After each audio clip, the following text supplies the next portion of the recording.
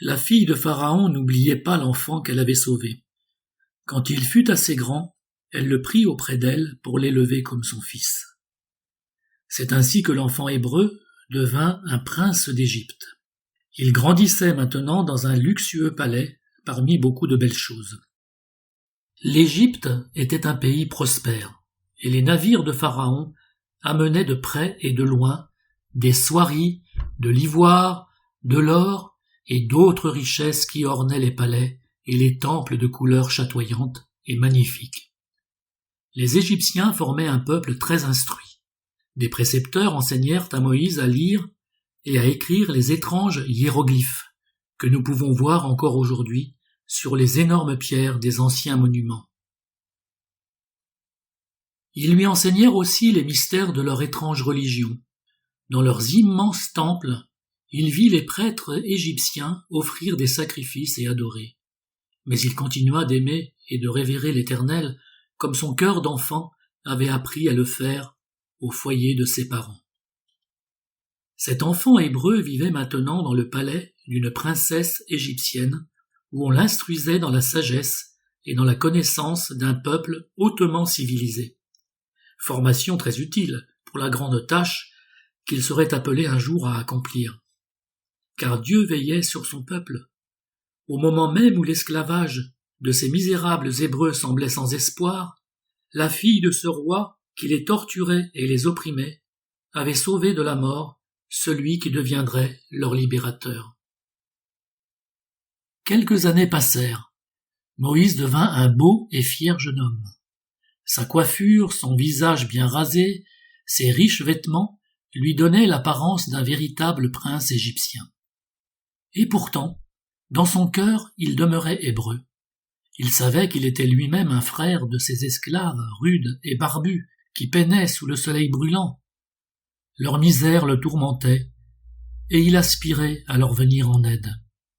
Un jour, il vit un surveillant fouetter cruellement un esclave hébreu en train de défaillir. Ce spectacle mit Moïse dans une telle colère qu'il arracha le fouet des mains de l'homme et le frappa si violemment qu'il le tua.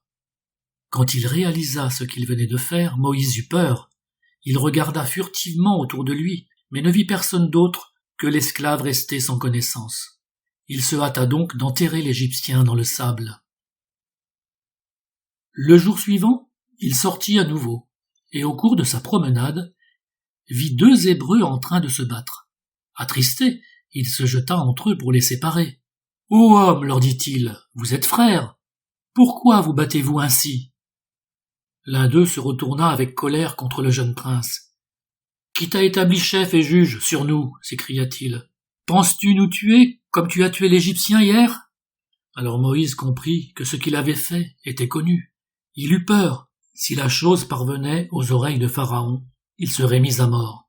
Quand il rentra au palais, il s'aperçut que tout le monde chuchotait sur son passage.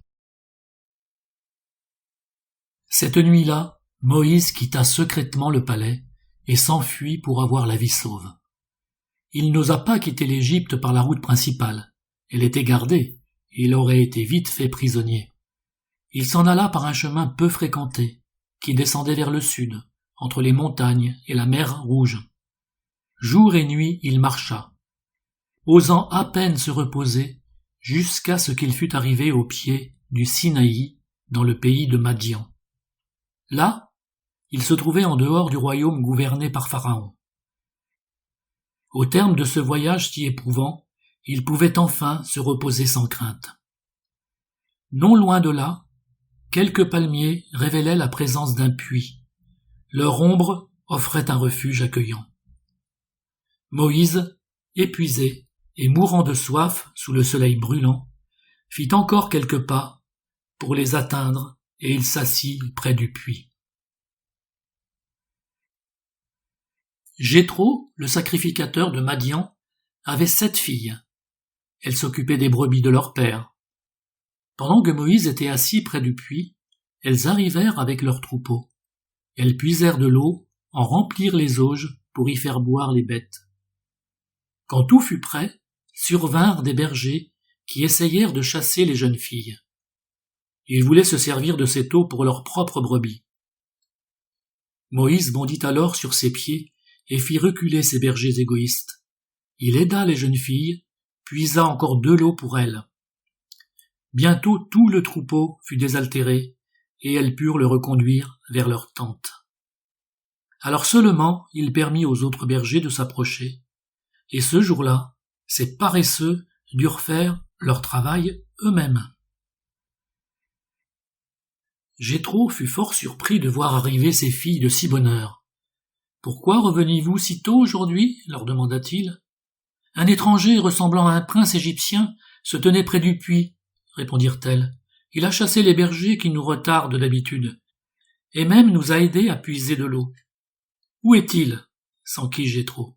« Vous ne l'avez quand même pas laissé là-bas. Allez vite le chercher. Nous allons lui offrir l'hospitalité. » C'est ainsi que Moïse entra dans la maison du sacrificateur de Madian. Jéthro s'attacha à ce jeune homme qui avait secouru ses filles, et il l'invita à demeurer chez lui. À partir de ce jour-là, Moïse vécut dans la maison de Jéthro. Il noua une solide amitié avec l'homme sage et bon qu'était le sacrificateur de Madian. Il se maria avec Séphora, une des filles de Jéthro, et s'occupa du troupeau de son beau-père. Le jeune homme au passé de prince, instruit dans toute la science des Égyptiens, se contentait désormais de vivre en berger, comme l'avaient fait pendant des siècles ses ancêtres hébreux. Parfois, peut-être, tout en surveillant son troupeau, pensait-il à ce peuple d'Israël et à ses souffrances. Dans son indignation, il avait essayé de le délivrer, mais il semblait avoir complètement échoué. Le pharaon, qui avait cherché à le tuer, était mort, mais un autre lui avait succédé, qui traitait les esclaves hébreux plus cruellement encore.